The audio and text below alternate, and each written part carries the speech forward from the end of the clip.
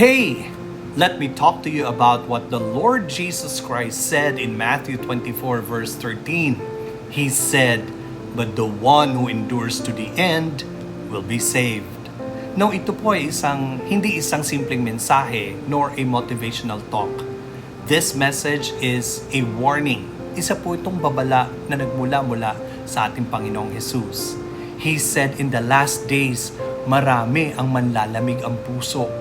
Marami ang malilinlang at marami ang susurrender at susuko sa pananampalataya at buhay.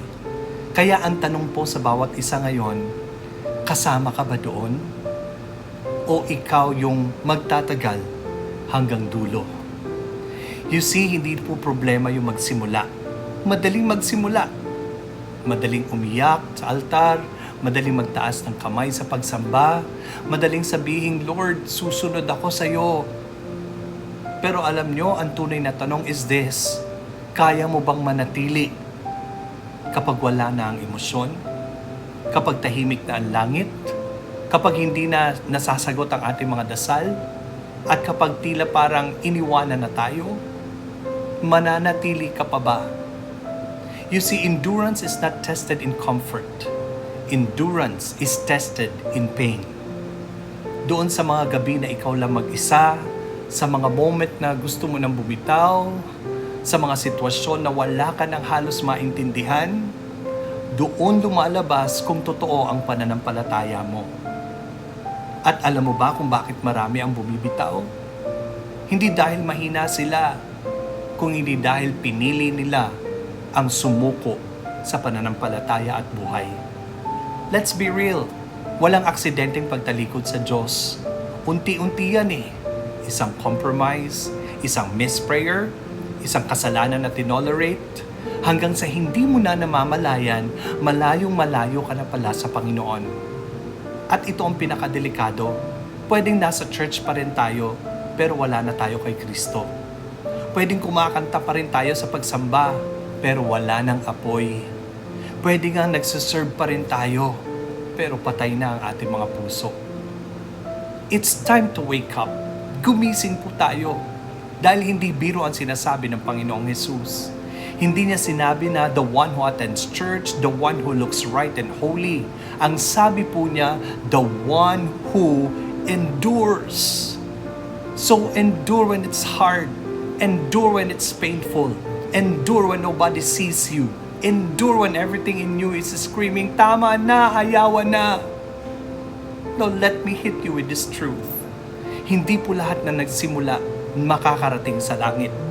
Masakit pakinggan, tama po, pero ito ang totoo. May mga taong dati on fire with God, pero ngayon wala na. May mga taong dati faithful, pero napakalamig na ngayon. Anong nangyari sa kanila? Hindi sila nag-endure. Kaya po ngayon, huwag mo nang i-take lightly yung pananampalataya mo. Because this is life and death. This is eternity. Hindi po ito laro at hindi po ito parang hobby lamang. Ito po ay issue ng kaluluwa mo. Kaya maybe right now, pagod ka na. Pagod ka ng lumaban sa buhay, pagod ka ng lumaban sa tentasyon, sa kasalanan, pagod ka ng maghintay, pagod ka na masaktan, at ang bulong ng mundo sa iyo is give up na, tama na, surrender na, sumuko ka na.